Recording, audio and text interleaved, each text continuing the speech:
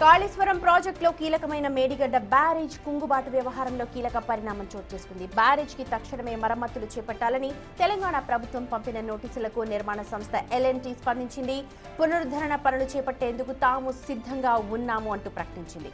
అయితే పనుల విషయంలో ప్రభుత్వం డెడ్ లైన్ విధించగా పెండింగ్ బకాయిల అంశాన్ని L&T మళ్లీ తెరపైకి తీసుకొచ్చింది.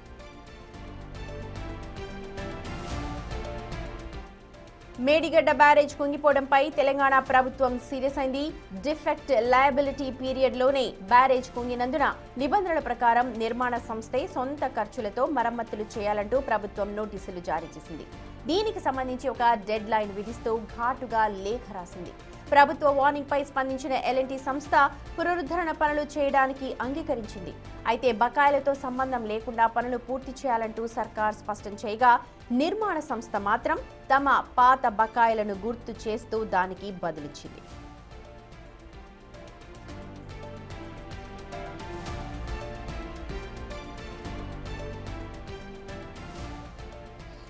మా ప్రతినిధి వాసు లైవ్ లో జాయిన్ అవుతున్నారు. వాసు, ఈ ప్రాజెక్ట్ మరమ్మత్తు పనులకు అంగీకరిస్తూనే పాత బకాయిల అంశాన్ని లేవనెత్తింది L&T సంస్థ. దీనిపైన ప్రభుత్వం ఎలా స్పందించే అవకాశం ఉంది?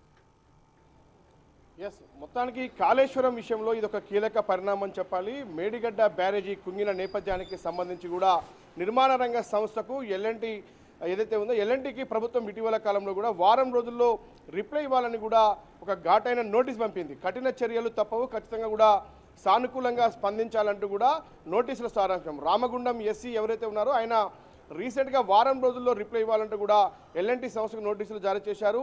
ఎందుకంటే గతంలో పీసీ ఘోష్ కమిషన్తో పాటు మరోపక్క విజిలెన్స్ నివేదికలు కూడా చాలా స్పష్టంగా ఎవరైతే నిర్మాణ రంగ సంస్థ నిర్లక్ష్యం కారణంగా మేడిగడ్డ కుంగిపోయిన నేపథ్యంలో కూడా పునరుద్ధరణ పనులు నిర్మాణ రంగ సంస్థే చేయాలంటూ కూడా చాలా స్పష్టంగా నివేదికలు పేర్కొనడం జరిగింది. కాబట్టి దానికి తగ్గట్టుగా పనులు చేయాలని పలుమార్లు ప్రభుత్వం నుంచి ఇరిగేషన్ శాఖ నుంచి కూడా L&T సంస్థకు నోటీసులు జారీ చేస్తే వారు నెగ్లెక్ట్గా సమాధానం ఇవ్వడం, అసలు సమాధానమే ఇవ్వకపోవడం అనే అంశానికి సంబంధించి కూడా రీసెంట్గా తుది నోటీసులు ఇవ్వడం జరిగింది.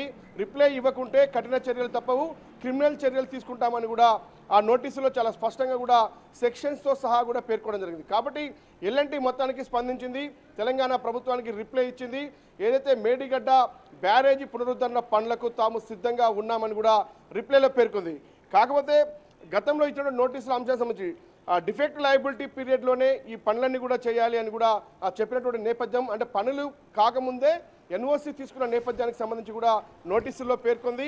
మీ పైన క్రిమినల్ చర్యలు ఎందుకు తీసుకోకూడదు అని కూడా ప్రభుత్వం నోటీసులో పేర్కొంది. కాబట్టి ప్రభుత్వం నోటీసులకు L&T స్పందించింది.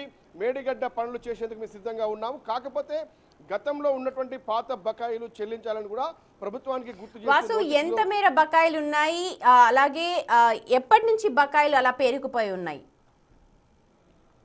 ప్రాజెక్టు పూర్తి చేసినటువంటి నేపథ్యానికి సంబంధించి కూడా కొన్ని వేల కోట్లు, అంటే 4,000 చిల్లర కోట్లు చివరిగా పెండింగ్ ఉన్న నేపథ్యానికి సంబంధించి అయితే పూర్తి స్థాయిలో పనులన్నీ పూర్తయితే మాత్రమే అవి చెల్లించే అవకాశం ఉంటుంది. కానీ ఇక్కడ ఏదైతే అగ్రిమెంట్ పూర్తి కాకుండానే పూర్తిగా మెయింటెనెన్స్ సరిగా జరగకముందే ఆ టైం పీరియడ్లోనే మేడిగడ్డ కుంగింది. కాబట్టి వాటి పనులు చేయాల్సిన బాధ్యత నిర్మాణ రంగ సంస్థ అంటూ కూడా పీసీ ఘోష్ కమిషన్ చాలా స్పష్టంగా తమ నివేదికలో పేర్కొంది.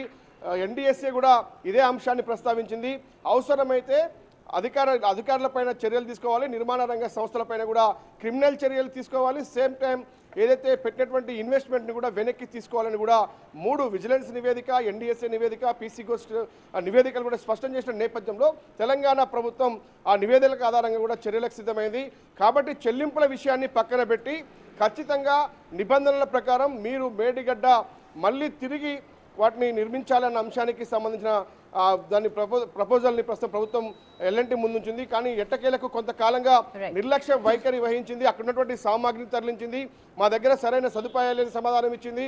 అనేక రకాలుగా L&T తప్పుకునే ప్రయత్నం చేసింది. కానీ ఇక్కడ క్రిమినల్ చర్యలు తీసుకుంటాం, చట్టపరంగా ఖచ్చితంగా ముందుకు వెళ్తామని ఇటీవల కాలంలో కూడా ప్రభుత్వం నోటీసులు జారీ చేసిన నేపథ్యంలో L&T ఎట్టకేలకు స్పందించి రిప్లై ఇచ్చింది. మేడిగడ్డ పునరుద్ధరణ పనులు చేపడటానికి తాము సిద్ధంగా ఉన్నామని కూడా రిప్లై ఇచ్చింది. కాకపోతే పాత బకాయిల చెల్లింపుకు సంబంధించి కూడా చెల్లించాలని కూడా కోరింది. కాబట్టి చూడాలి వీళ్ళు పూర్తి స్థాయిలో కూడా ఎలాంటి అన్ని పనులు చేస్తే మరి వాళ్ళకి ఎంత ఖర్చు అవుతుంది, ప్రభుత్వం ఇవ్వాల్సింది ఎంత, వాటిని తర్వాత బేరే చేసుకొని కూడా పనుల కోసం ముందుకు వెళ్ళే అవకాశం ఉంది. మరి దానికి సంబంధించినటువంటి ఎస్టిమేషన్ ఎలా, ఎందుకంటే మేడిగడ్డ నిర్మాణాన్ని ఎల్ఎన్టీ చేపట్టింది కాబట్టి పూర్తి స్థాయి బాధ్యత ఎల్ఎన్టీదే. అంటే ఈ బకాయి చెల్లిస్తేనే ఎల్ఎన్టీ పనులు చేస్తామన్నటువంటి రిప్లై ఇచ్చినట్టుగా మనకైతే సమాచారం ఉంది. ఇక పూర్తి స్థాయి రిప్లైలో ఏముంది, ఎల్ఎన్టీ ఏం పేర్కొందని మాత్రం తెలియాల్సి ఉంది. మొత్తానికి మనకు అందుతున్న సమాచారం మాత్రం ప్రభుత్వ నోటీసులకు ఎట్టకేలకు ఎల్ఎన్టీ రిప్లై ఇచ్చింది. మేడిగడ్డ పునరుద్ధరణ కోసం మేము పనిచేస్తాం, కాకపోతే తమ బకాయి డబ్బులు తిరిగి ఇవ్వాలని మాత్రం స్పష్టం చేసింది. Right Vasu, thank you so much. మొత్తానికి ఎల్ఎన్టీ సంస్థ తెలంగాణ ప్రభుత్వానికి రిప్లై ఇచ్చింది, కానీ అక్కడ పాత బకాయిలు చెల్లిస్తేనే అన్నట్టుగా ఒక లిటిగేషన్ పెట్టింది. మరి దీనికి ప్రభుత్వం ఎలాంటి నిర్ణయం తీసుకుంటుందో వేచి చూడాలి.